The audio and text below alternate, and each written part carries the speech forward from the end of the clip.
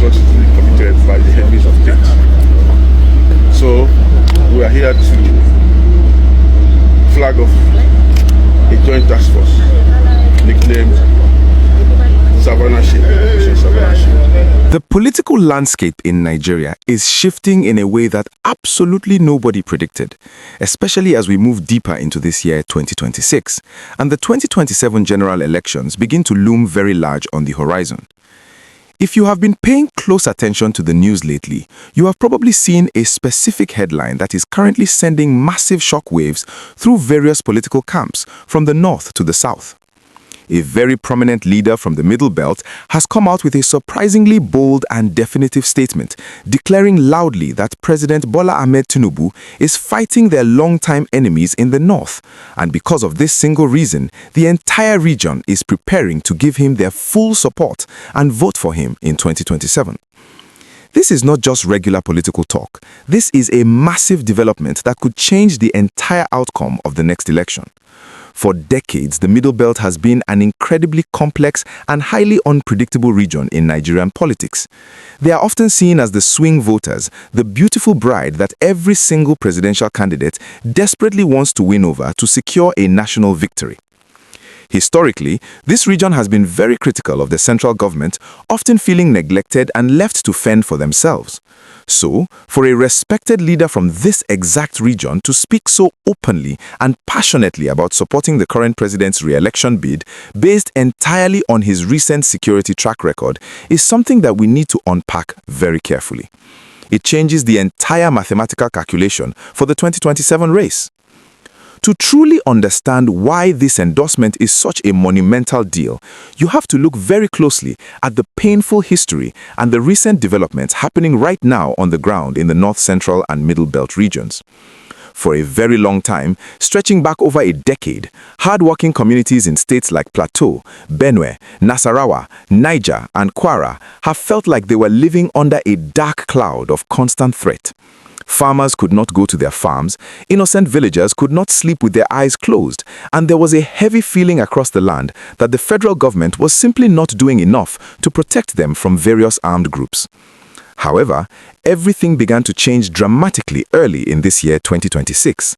The turning point was a very tragic and heartbreaking event in Kwara State, where a cowardly attack claimed the lives of about 75 innocent villagers.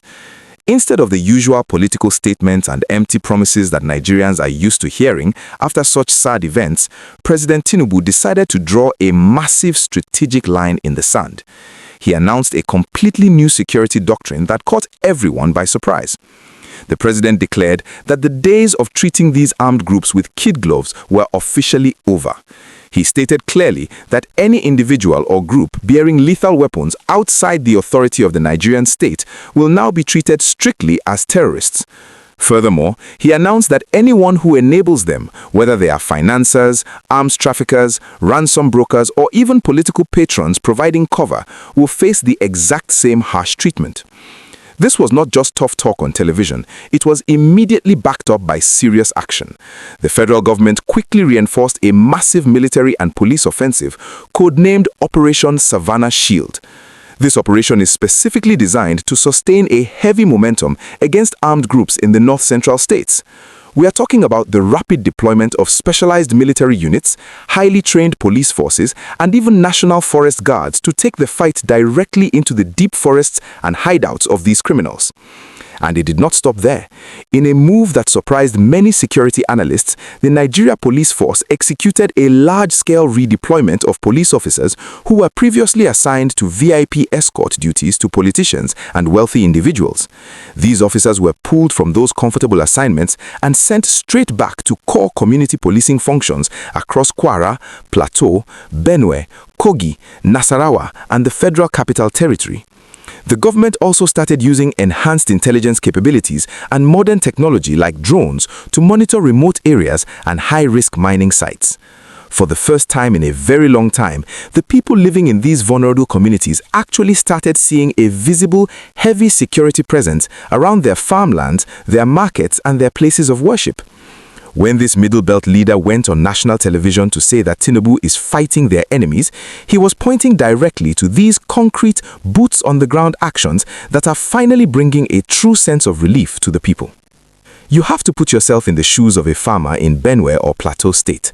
For years, your biggest fear was simply going out to plant your crops. Now, you are seeing military patrols keeping the roads safe and forest guards clearing out the dangerous areas. The president recently said something that resonated deeply with these communities.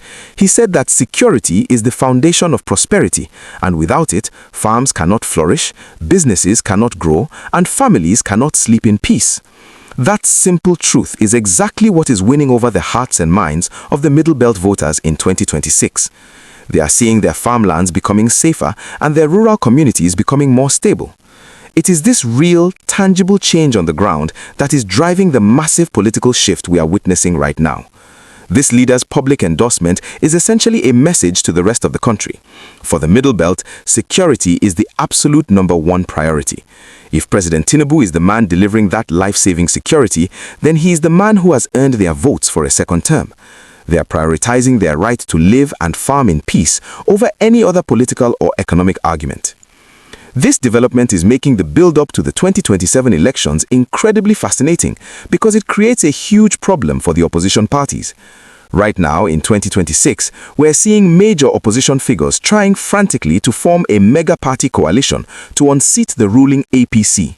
You have prominent politicians from different regions holding massive rallies like the recent ones we saw in the Abuja suburbs, with figures like Peter Obi and Solomon Dalong campaigning hard for the African Democratic Congress during the FCT Area Council elections. There's a lot of loud talk from some northern elders and political elites who are openly criticizing the president, claiming that his government has failed the north and warning that the region will not support him again. In the 2023 elections, President Tinubu won with about 37% of the total vote, which means he can't afford to lose his core support base. With some northern leaders turning their backs on him due to various political grievances, the president desperately needs a new stronghold to secure his mathematical path to victory in 2027. This is exactly where the Middle Belt steps in to save the day. While some northern groups are complaining, leaders in the Middle Belt, like the chairman of the Plateau APC Elders Forum, have boldly come out to declare that their region is absolutely not part of any coalition formed to challenge the president's re-election bid. They see the anti-Tinubu movement as being driven by personal grievances of politicians who lost out on power, rather than a genuine concern for the safety of the common man. Another major reason the Middle Belt is locking in their support for the president early is his very aggressive push for constitutional reforms, specifically the creation of state police. For decades, leaders in the Middle Belt and the southern parts of Nigeria have begged the federal government to allow states to have their own police forces so they can handle local security threats more effectively. Previous presidents ignored this plea, but in February 2026, President Tinubu actively pushed the National Assembly to accelerate the amendment of the 1999 Constitution to make state police a reality. The Senate is already moving fast to conclude this process. By championing this historic reform, Tinubu is proving to the Middle Belt that he is not just a leader who gives speeches, he is a leader who listens to their deepest cries and takes permanent structural action to protect them. The government is arguing that a leaner federal police should focus on major issues like cybercrime and interstate investigations, while state police forces, rooted in local recruitment, handle everyday crime and rapid response in the villages. This level of bold political maneuvering is completely reshaping the alliances in the country. If you are enjoying this deep dive into the hidden realities of Nigerian politics and you want to truly understand how the 2027 elections will be won or lost, please take just a quick second to hit that like button and subscribe to the channel right now. Your support is what allows us to keep digging past the political noise and bringing you the factual, unbiased stories that actually matter to the future of our great country. Make sure you also turn on your notification bell so you're always the first to know when we drop a new update. Now, it is very important to look at the other side of the coin because the political reality is never completely one-sided. The biggest argument the opposition is using against the current administration is the state of the economy. Things are undeniably tough, and inflation has made the cost of living very difficult for the average Nigerian family. Some groups and activists are demanding sweeping electoral reforms and protesting the economic hardship. They argue that the high cost of food and basic amenities should be enough to vote the current government out of power in 2027.